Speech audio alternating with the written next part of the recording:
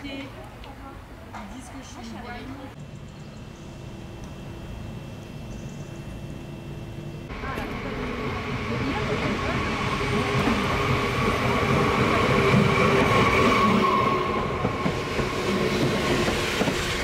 L'autre il est à 10, ça va pareil. Donc, des fois je suis carrément en réunion. Voilà. Tu n'as pas de soucis, tu restes à la maison.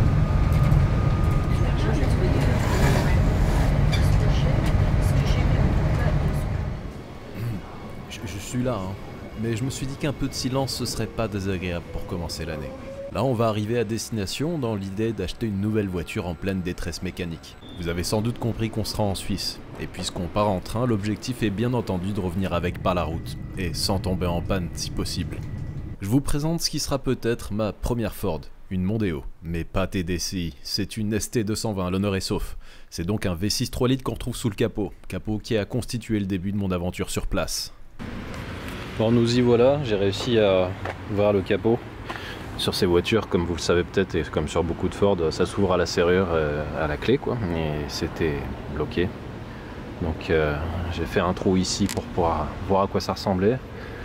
J'ai enlevé les attaches supérieures de la calandre, et puis ensuite j'ai déposé la serrure, même si c'est des vis auto-cassantes, en faisant un trou un peu excentré, on arrive à les sortir au burin.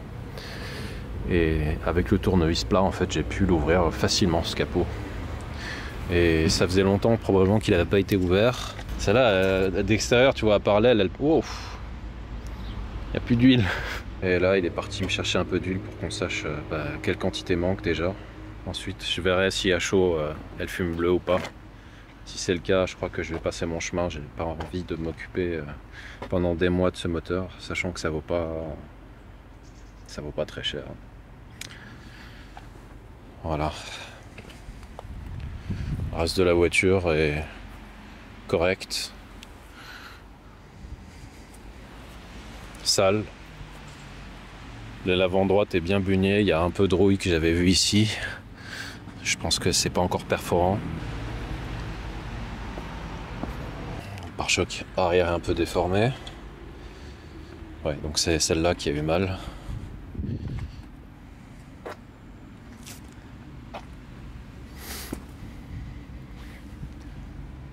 Joli. Le rétroviseur de l'autre côté qui tient avec du scotch, c'est un signe d'une grande qualité en termes de maintien, d'entretien. C'est peut-être du très bon scotch, hein, on ne sait pas.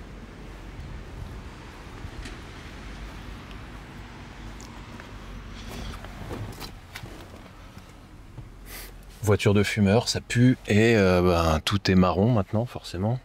En attendant qu'il revienne avec l'huile, je vais lire l'OBD.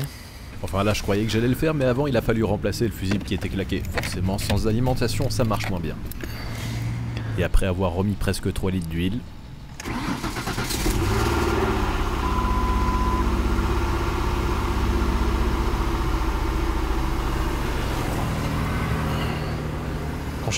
j'ai vu que je crois que le vase de DA il est presque vide. Ensuite j'ai arrêté de filmer parce que j'étais persuadé d'arriver à rester raisonnable et à passer mon tour pour une fois. Mais au moment de repartir pour la gare, on a fini par trouver un arrangement sur le prix. Pourtant là tous les signaux d'alerte étaient allumés. Enfin, dans ma tête en tout cas. C'est devenu l'outil maintenant pour pouvoir ouvrir le capot. On va en avoir besoin. Parce que sachez que cette voiture consomme environ 7 litres au 100, mais pas d'essence. Je sais que ça peut me porter à confusion, mais... Et maintenant, il faut que j'arrive à rouvrir le capot. Et... Ah.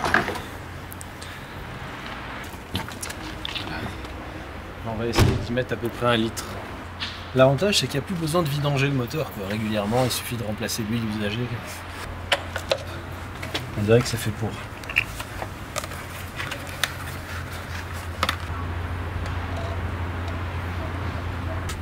Il y aura même sûrement un peu trop. On est prêt. Il se ferme plus. J'ai enlevé des vis tout à l'heure. Merde. Ça servait à Ça servait à tenir la serrure. Et il me manque une vis pour remettre la serrure. Ah merde, c'est pas le même filetage. C'est pas bon. Ah, il y a des vis qui ira. Bon bah on est parti de Lausanne et je vais essayer d'arriver à la douane à temps, ce qui va pas être facile. Il y a un peu de circulation. Et bon bah est-ce que seulement la voiture en est capable?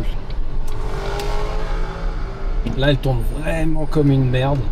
Le voyant de défaut s'est rallumé. J'avais effacé les défauts que j'avais vus avec l'outil Topdon.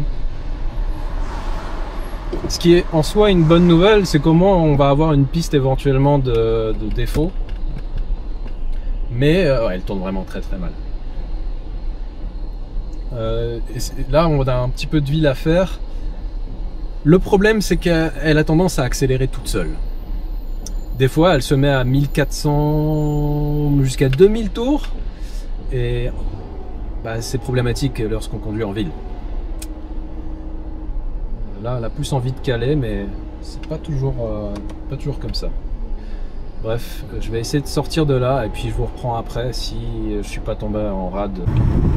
Il y a aussi le problème du niveau d'essence. Là, je suis vraiment à la limite. Va falloir rapidement que je trouve un endroit où me ravitailler. En fait, là, j'ai une fuite d'air tellement violente, j'ai l'impression à l'admission que ça fait un bruit de courroie presque. Et c'est peut-être pour ça que la voiture tourne aussi mal. Et j'ai l'impression que ça empire. Tout à l'heure, j'entendais pas un truc aussi fort. Je sais pas si vous arriverez à le percevoir via la vidéo. Quand j'accélère fort, ça s'estompe complètement. Pour moi, ça venait du tuyau du reniflard, mais tout à l'heure, ouais, c'était pas à ce point. J'ai réussi à trouver une station juste avant de m'embarquer sur l'autoroute. Il y a déjà la vignette, donc ça, c'est bien. On va pouvoir gagner un peu de temps parce que sinon c'était foutu. Là déjà on va arriver un tout petit peu avant 17 h et ça va être chaud. On a un voyant de moins maintenant. Voilà. On n'a plus pas assez d'essence, c'est bon. Allez, à nous l'autoroute.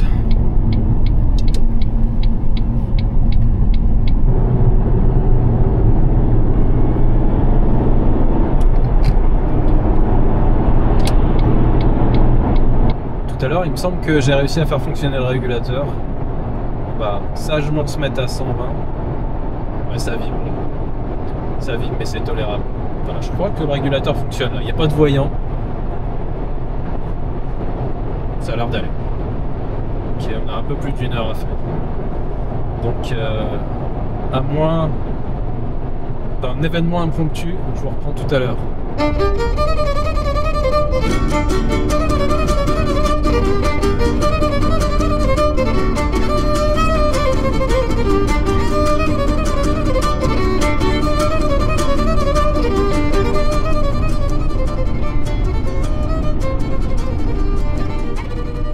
C'était pas le bon horaire pour passer par Genève.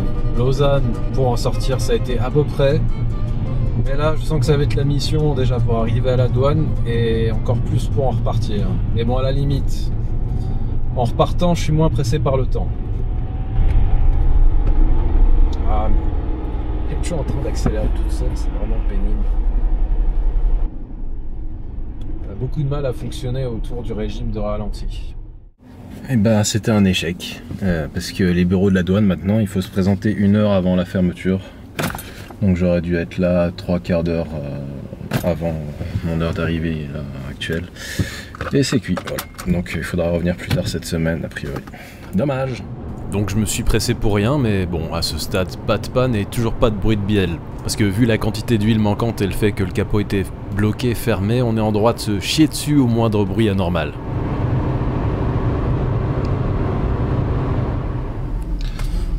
Bah voilà, je suis arrivé tant bien que mal. Elle est toujours aussi en forme. Mais bon, voilà. Une étape de franchie. Avant de retourner pour le dédouanement, je vais trouver la fuite d'air pour essayer de la faire tourner mieux parce que là, c'est quand même pas cool à conduire et ça doit pas être terrible pour elle. Bon, est-ce qu'il nous reste de l'huile dans ce moteur? Déjà, il faut utiliser l'outil officiel pour l'ouverture du capot.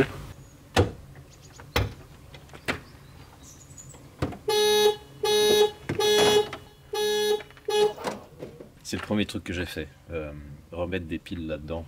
Ça évitera d'user encore plus la seule clé qu'on a pour cette voiture et les propriétaires de Ford savent de quoi je parle. Ça peut être rapidement très merdique. Donc il vaut mieux éviter de l'utiliser inutilement. Ouais, là je suis très en excès sur la jauge, mais bon, d'un autre côté la voiture elle est vraiment en pente. On va vérifier le liquide de refroidissement, peut-être qu'on va enfin trouver un fluide au bon niveau. Ouais, bon, sinon c'est en dessous du minimum. Ouais, en fait il en manque un paquet. Bon bah c'est bien, a priori j'aurais pas eu à chercher beaucoup la fuite.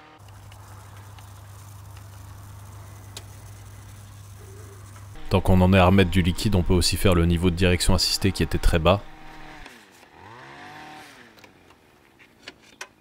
Comme hier, j'ai remplacé le fusible qui était claqué pour l'OBD. Maintenant, on peut lire les données de défaut et je sais qu'il y a quelque chose qui est réapparu durant le trajet, donc j'aimerais bien savoir ce que c'est. Mais en fait, avant de faire ça, je vais nettoyer le siège conducteur parce que à chaque fois que je m'assois là-dedans, après je pue la clope et je trouve ça absolument dégueulasse. Je vous donne juste un petit aperçu de l'état global de la voiture. Sous la forme de ce panneau de porte, vous allez comprendre que c'est pas la joie. Et pour aller avec, tiens, une petite bande son inutilement dramatique.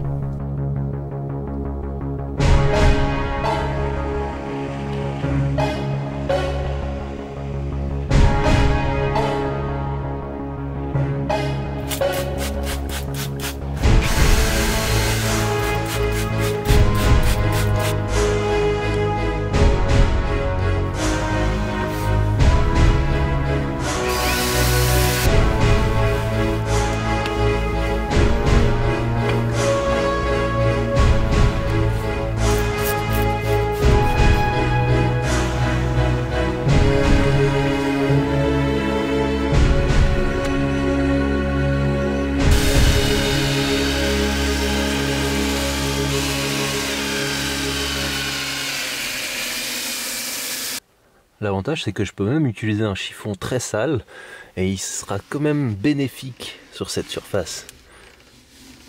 Vous voyez? Maintenant que l'endroit est plus fréquentable, on va pouvoir enfin lire ses défauts. Alors, trop pauvre, banc 1, banc 2. Vu qu'on a une énorme prise d'air, ça paraît cohérent. Il va juste falloir corriger ça. Mais avant, j'aimerais juste faire un dernier petit tour dans ces conditions pour vous montrer à quel point ça a été un calvaire hier de rentrer avec la voiture.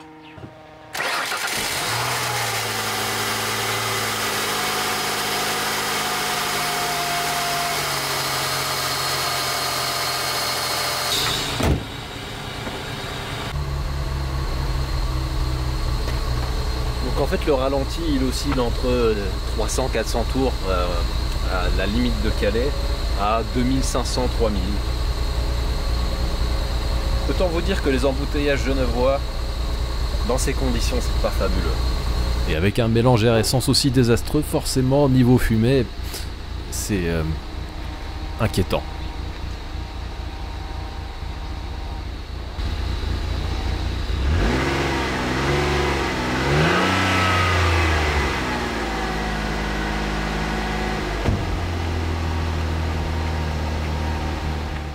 Vous êtes prêts?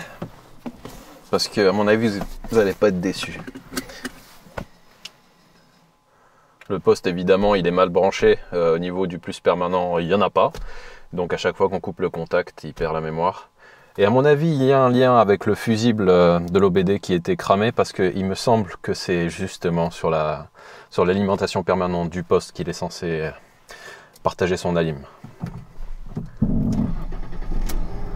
Il va falloir que je règle aussi le frein à main un jour parce que même tout en haut, quand la route est mauvaise, vous allez aussi pouvoir profiter des bruits de suspension qu'il y a dans tous les sens, avant, arrière, de tous les côtés. À mon avis, les biellettes de Barsab, au meilleur des cas, ce serait une bonne nouvelle. Est-ce que vous entendez le bruit de sifflement qui se rapproche presque d'une courroie qui patine? C'est ça, l'admission qui fuit. Je sais pas si vous l'entendez, mais moi, je l'entends très très bien.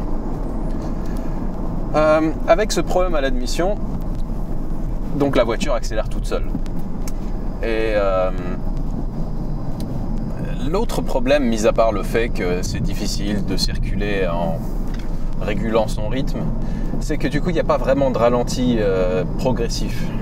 Donc dès qu'on arrête d'accélérer, bam, un à-coup en avant. On reprend, bam, un à-coup en arrière.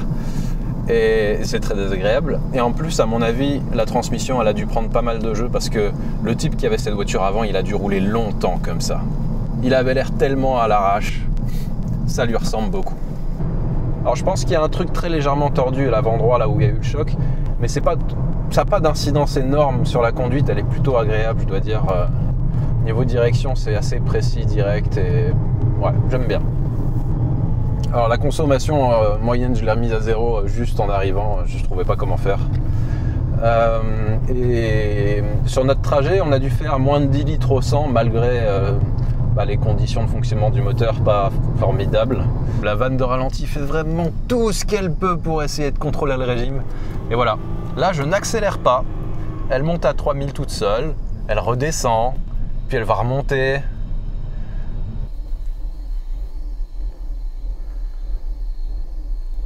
Ah ça c'était bien aussi. Bon, je crois que vous avez compris l'idée.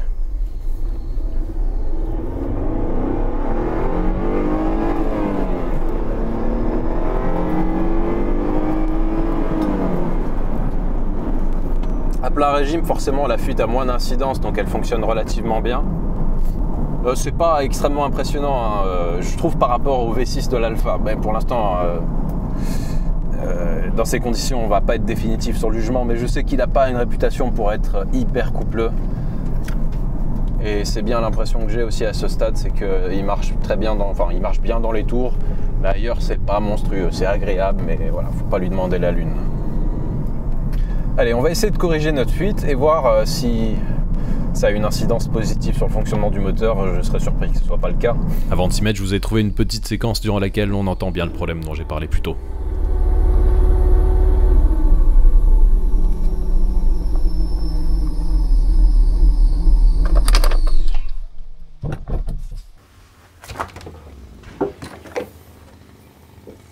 Donc la principale fuite que j'ai trouvée se situe sur la durite qui part de là. Je sais pas exactement où elle va pour l'instant, je vais essayer de me faire un peu de place. Je vais voir ce qu'il est possible de démonter sans y passer 2 ans. Ouais, l'idée c'est d'y arriver sans déposer l'admission à ce stade. Ah ouais, il y a une petite fuite, hein, mais vraiment négligeable. Je viens de m'apercevoir qu'il y a autre chose qui est débranché là. Ah, c'est la petite durite qui va au régulateur de pression de carburant. Dans mon sac de durite, j'en ai trouvé qui remplace avantageusement le bout d'étron que j'ai viré juste avant. On fera à la bonne longueur après.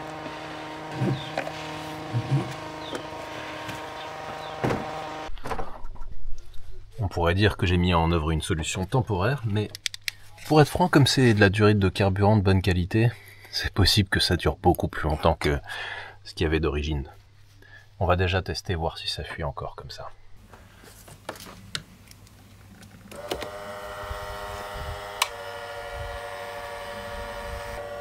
Ça m'a l'air bon. Je pensais même que ça allait fuir un peu, mais il n'y a rien du tout. Donc on va pouvoir remonter tout ça et observer si le moteur fonctionne convenablement maintenant.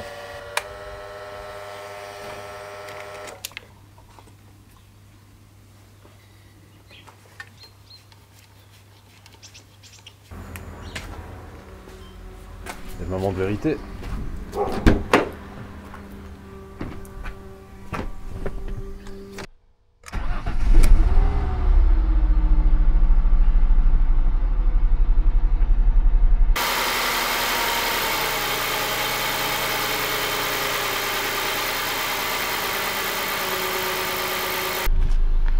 Ça n'a pas l'air trop mal.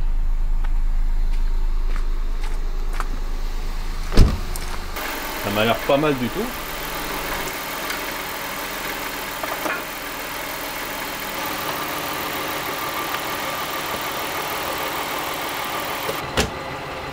Après, je me suis empressé d'effacer les défauts de gestion et on était reparti pour un tour.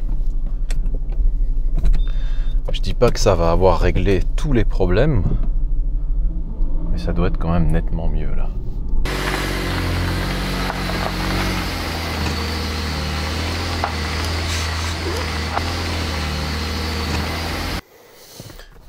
Allons-y.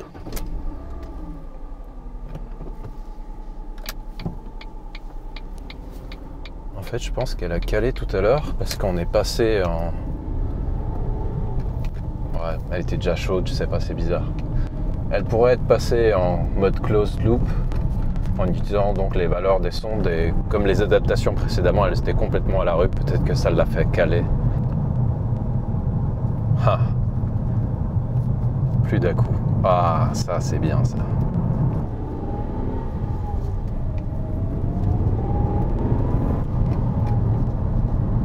Elle a l'air d'avoir sacrément plus de pêche quand même là.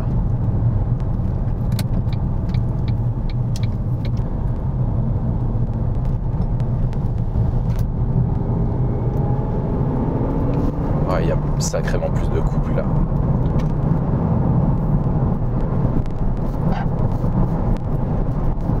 Ce qu'on entend, c'est la roue qui vient frotter contre l'aile complètement défoncée côté droit. Qu'est-ce que ça donne en accel maintenant?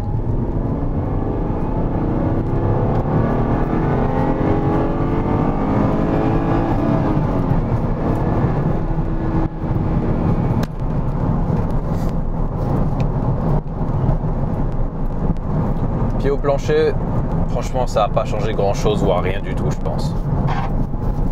Mais rien que le fait de ne plus avoir d'à-coup dès que je lâche la pédale et que je réaccélère, c'est plus la même voiture, ni la même expérience et forcément là c'est nettement plus agréable.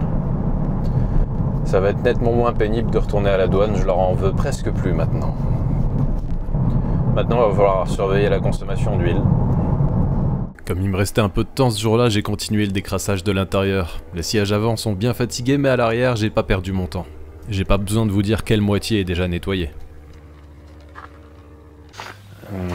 J'aimerais bien pouvoir ouvrir la porte en grand, mais je crois que ça va être compliqué là.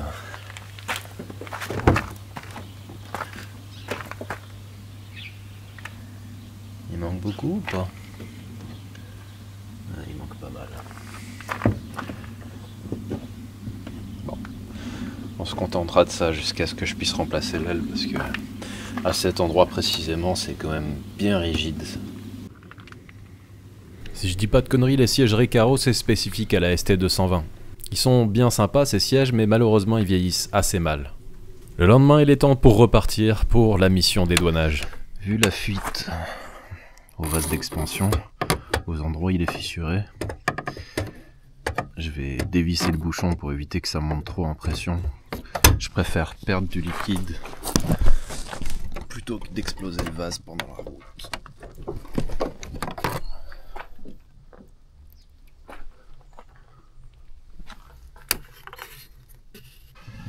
Allez, c'est reparti pour la douane.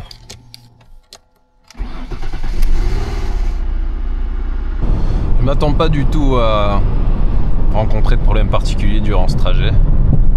Je vais juste surveiller la température d'eau vu que j'ai découvert que le vase était fissuré.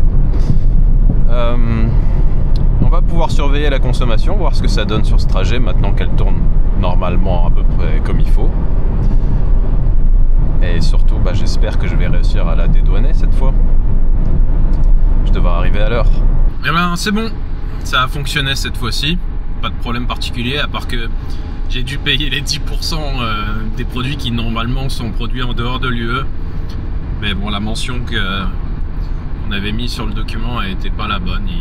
Il fallait en plus vraiment spécifiquement mettre nom de l'exportateur, signature de l'exportateur. Et voilà, sinon on paye les 20% plus 10. Tant pis. Ça aurait été grave si la voiture avait été extrêmement chère. Là, ça l'est un peu moins. Donc je rappelle la procédure pour l'export. Vous passez en douane suisse, vous leur dites que vous voulez exporter un véhicule que vous venez d'acheter. Ils vous demanderont un certificat de domicile, carte d'identité, contrat de vente mentionnant évidemment le prix de la voiture, le nom du vendeur, enfin les données normales qu'on trouve sur tous les contrats. Il y a des modèles qu'on trouve facilement sur internet. Et après, en fait, vous aurez à payer 60 francs de taxes. Une fois que vous en avez fini avec ça, vous passez côté français, vous leur donnez le document délivré en douane suisse, en plus des documents de la voiture et de ceux que vous avez déjà montrés en douane suisse, donc contracession, etc. Et là, vous paierez vos 20% ou 20 plus 10 si vous êtes con comme moi. Mais maintenant que je vous ai dit la subtilité, normalement, vous devriez vous en sortir. Et après ça, bah, c'est pas tout à fait fini. Il vous faudra un certificat de conformité, le COC. Et là, il y a plusieurs manières de faire, mais la plus simple, c'est d'aller contacter une concession ou le service homologation d'une marque. C'est plus ou moins compliqué selon les marques et plus ou moins cher. Ceci étant fait, maintenant que je vous ai bien endormi, je rentre. Et j'ai pris soin de quitter l'autoroute pour profiter au mieux du reste du périple.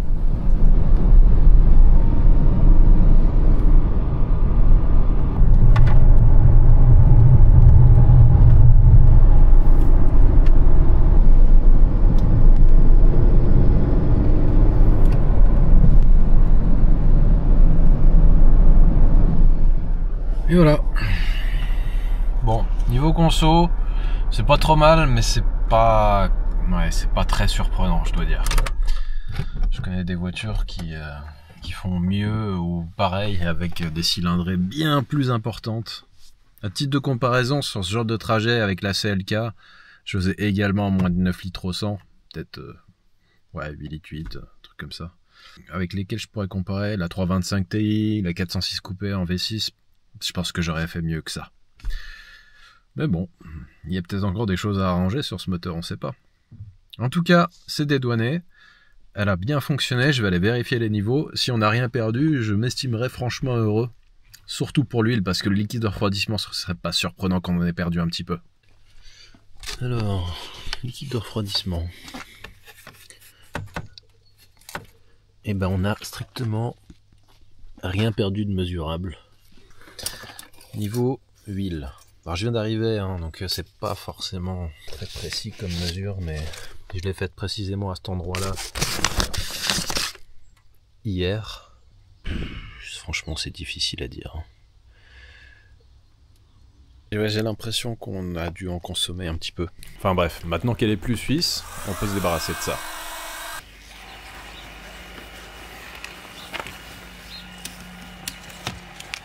Le lendemain, après avoir attendu un peu le dégel, je me suis rattaqué aux petites vérifications mécaniques qui s'imposaient. Maintenant que la voiture tourne bien, on va s'occuper de trucs mécaniques, encore une fois. J'ai regardé sur internet quelles pouvaient être les faiblesses de ce moteur et visiblement il y a des cas de desserrage intempestif de vis de chapeau d'arbre à câble. Et ça peut conduire à des situations assez dramatiques, surtout qu'en premier lieu ça n'a pas d'incidence sur le fonctionnement moteur. Et je trouve que même s'il tourne bien, il est par contre assez bruyant encore. Donc je vais déposer le couvre-culasse des deux côtés, sur les deux bancs. L'essentiel c'est de s'assurer que on va pas détruire le moteur avant de commencer vraiment à s'en occuper sérieusement. Il faudrait aussi que je m'occupe de ça, j'en ai un peu marre de monopoliser mon tournevis pour ça.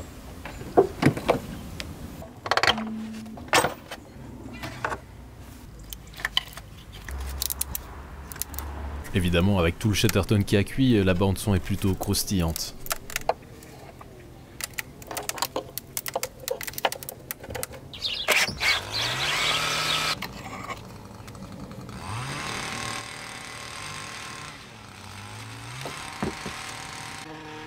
On va déjà commencer par contrôler les serrages de ces deux arbres à cam là.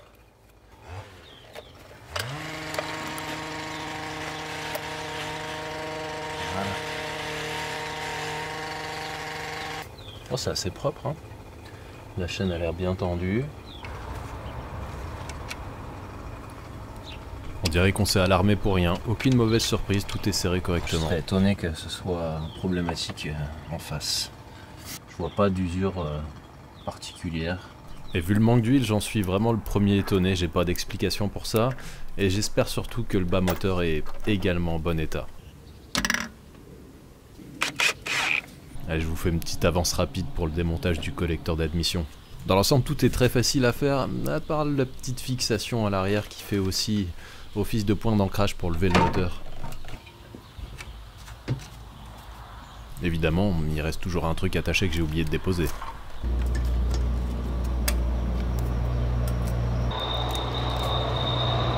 Un truc ou deux trucs d'ailleurs. Là, je vais pas me contenter juste de déposer le couvre-culasse arrière, mais aussi le plénum de l'admission. L'objectif, c'est d'accéder à la vanne PCV qui peut poser problème sur ce moteur et qui engendre des consommations d'huile anormales quelquefois. Ce qui est assez marrant, c'est que durant tout ce démontage, je me suis rendu compte qu'un bon paquet de pièces était strictement identique à celle de la DB7. Et le système PCV est exactement dans ce cas-là, c'est la même pièce.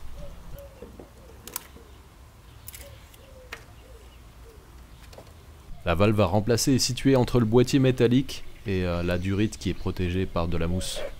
Voilà, c'est ce truc-là. Donc un quart de tour pour la sortir et pareil pour remettre la neuve. Ensuite, j'ai quand même voulu aller jusqu'au bout de la démarche et vérifier aussi les serrages des arbres à cam pour le côté opposé à celui qu'on a déjà fait. Et je me suis heurté à la difficulté de la pièce mentionnée plus tôt. J'étais absolument pas d'accord à l'idée de dévisser ce support, mais c'est la seule solution, sinon ça sort pas.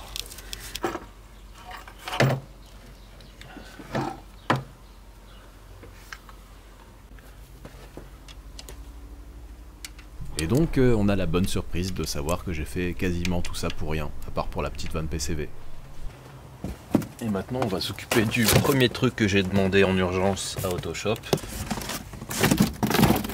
Un vase d'expansion. Bon, j'ai trouvé la subtilité pour pouvoir temporairement l'utiliser. Je laissais le bouchon légèrement ouvert, comme ça il montait pas en pression et comme ça il n'a pas fui du tout, j'ai rien perdu. Par contre, dans ce contexte, il faut évidemment pas se retrouver dans les embouteillages ou autres parce que le circuit sera incapable d'encaisser des températures prévues d'origine. Donc voilà, on va le changer.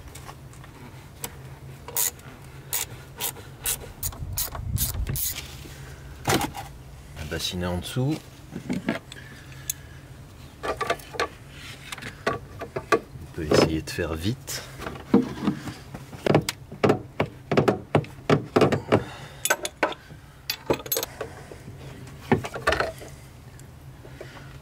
Là, je deviens bon. La bassine a même servi à rien. Ouais, donc le vase d'origine, il était bien fissuré ici. Ouais, à d'autres, ça commençait aussi.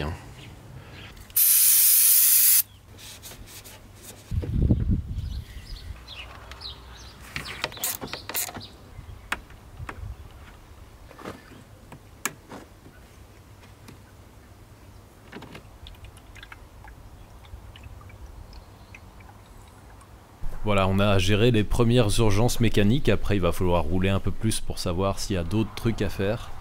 Ce qui veut dire qu'elle a mérité de récupérer ses galons.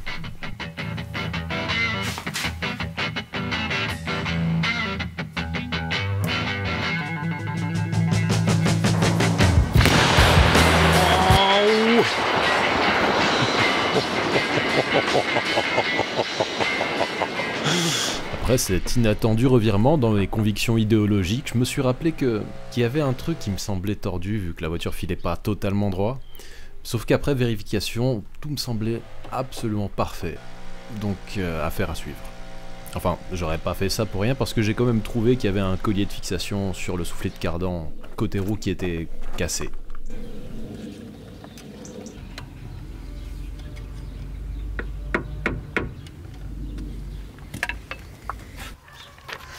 Donc voilà, j'ai acheté ma première Ford. Est-ce que c'était une bonne affaire? Je suis pas très sûr. On va faire le cumul. Donc elle m'est revenue à 1 200 € à l'achat. J'ai réussi à le négocier un petit peu.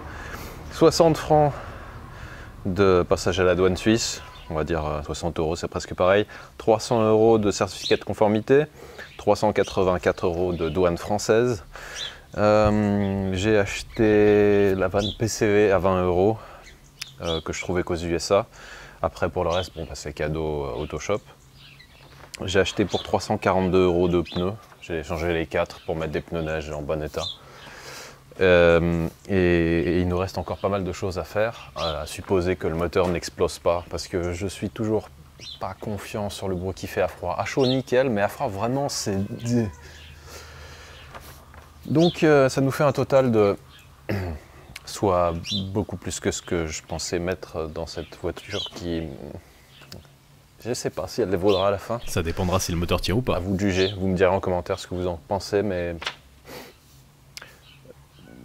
Pour ma première Ford, je suis un peu déçu, j'admets, sur certains aspects. La finition intérieure assez catastrophique, les matériaux sont proprement dégueulasses. L'assemblage est ok, mais et mécaniquement, bon, ça se démerde, mais ouais, comparé à la 156 GTA par exemple, on n'est clairement pas dans la même catégorie, quoi. Donc ça ne nous empêchera pas d'aller au bout du projet. Et ici, il nous reste encore toute la partie cosmétique à gérer. Il y a un peu de travail. Vous avez vu l'aile avant droite et la porte, et il n'y a pas que ça, il y a d'autres petites choses à gérer. Donc je vous dis à la prochaine avec probablement celle-ci. Ciao!